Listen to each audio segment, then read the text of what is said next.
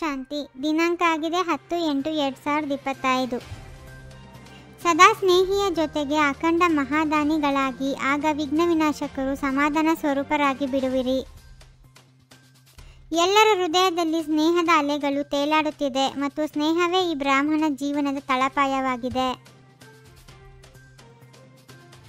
ಪರಮಾತ್ಮ ಸ್ನೇಹಕ್ಕೆ ಪಾತ್ರರಾಗಿ ಬಿಟ್ಟೆವು ಎಂದು ಹೇಳುತ್ತೀರಿ. ಸ್ನೇಹವು ಸಾಧಾರಣ ಸ್ನೇಹವಲ್ಲ, ಹೃದಯದ ಸ್ನೇಹವಾಗಿದೆ, ಆತ್ಮಿಕ ಸ್ನೇಹವಾಗಿದೆ, ಸತ್ಯ ಸ್ನೇಹವಾಗಿದೆ, ನಿಸ್ವಾರ್ಥ ಸ್ನೇಹವಾಗಿದೆ.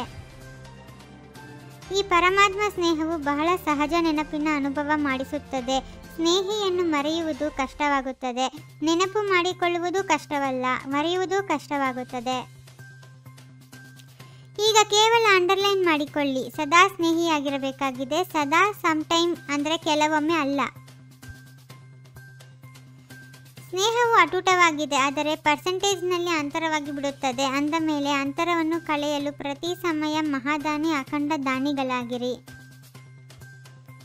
ಯಾವುದೇ ಸಮಯದಲ್ಲಿ ಮಾಸ್ಟರ್ ದಾತರಾಗದೆ ಇರಲೇಬಾರದು. ಏಕೆಂದರೆ ತಂದೆಯ ಜೊತೆಗೆ ತಾವೆಲ್ಲರೂ ಸಹ ವಿಶ್ವ ಕಲ್ಯಾಣದ ಕಾರ್ಯದಲ್ಲಿ ಸಹಯೋಗಿಗಳಾಗುವ ಸಂಕಲ್ಪ ಮಾಡಿದ್ದೀರಿ.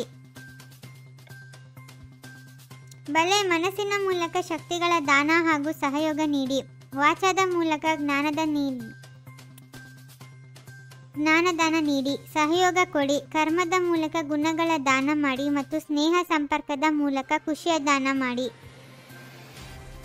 ತಮ್ಮ ಭಕ್ತರು ಹಾಗೂ ದುಃಖಿ ಆತ್ಮರು ಇಬ್ಬರಿಗೂ ದಯೆ ತೋರಿಸಿ ಕೃಪೆ ಮಾಡಿ, ಹೇ ಕೃಪಾ ತೋರುವ ದೇವಿಯರೇ ಎಂದು ಹೇಳಿ ಚೀರಾಡುತ್ತಿದ್ದಾರೆ.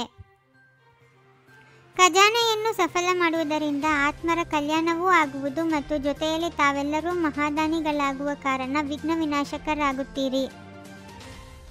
ಮಕ್ಕಳು ಪರಿಶ್ರಮ ಪಡುತ್ತಿರುವುದನ್ನು ಬಾಪ್ ದಾದಾ ನೋಡಿದಾಗ ಮಕ್ಕಳ ಪರಿಶ್ರಮವನ್ನು ತಂದೆಯಿಂದ ನೋಡಲು ಸಾಧ್ಯವಾಗುವುದಿಲ್ಲ. ಆದ್ದರಿಂದ ಪರಿಶ್ರಮ ಮುಕ್ತ ಪುರುಷಾರ್ಥ ಮಾಡಬೇಕಾಗಿದೆ.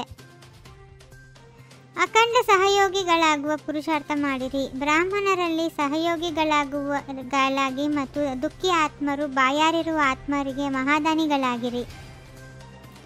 ಈಗಿನಿಂದಲೇ ಸಂಕಲ್ಪ ಮಾಡಿರಿ, ನನ್ನ ಸಮಯ ಸಂಕಲ್ಪ ವಿಶ್ವದ ಸೇವೆಯ ಪ್ರತಿ ಇರಲಿ.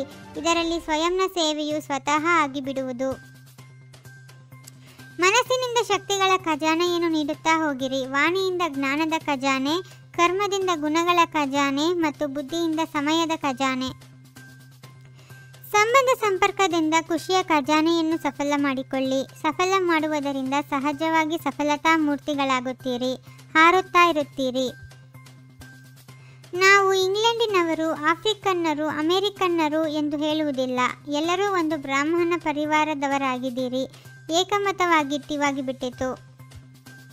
ಸ್ವಯಂ ಅನುಭವಿ ಮೂರ್ತಿಯಾಗಿ ಪ್ರತಿ ಮಾತಿನಲ್ಲಿ, ಪ್ರತಿ ಸಬ್ಜೆಕ್ಟ್ನಲ್ಲಿ ಅನುಭವಿ, ಜ್ಞಾನ ಸ್ವರೂಪದಲ್ಲಿ ಅನುಭವಿ, ಯೋಗಯುಕ್ತದಲ್ಲಿ ಅನುಭವಿ, ಧಾರಣಾ ಸ್ವರೂಪದಲ್ಲಿ ಅನುಭವಿಗಳಾಗಿರಿ. ಆಲ್ರೌಂಡ್ ಸೇವೆ, ಮನಸ ವಾಚ ಕರ್ಮನ ಸಂಬಂಧ ಸಂಪರ್ಕ ಎಲ್ಲದರಲ್ಲಿ ಅನುಭವಿ ಆಗಿರಿ. ಆಗ ಪಾಸ್ ವಿತ್ ಆನರ್ ಎಂದು ಹೇಳಲಾಗುತ್ತದೆ. ಹೊಸಬರಿದ್ದರೂ ಸಹ ಈಗಲೂ ತೀವ್ರ ಪುರುಷಾರ್ಥ ಮಾಡಿರಿ. ಕೇವಲ ಪುರುಷಾರ್ಥವಲ್ಲ, ತೀವ್ರ ಪುರುಷಾರ್ಥ.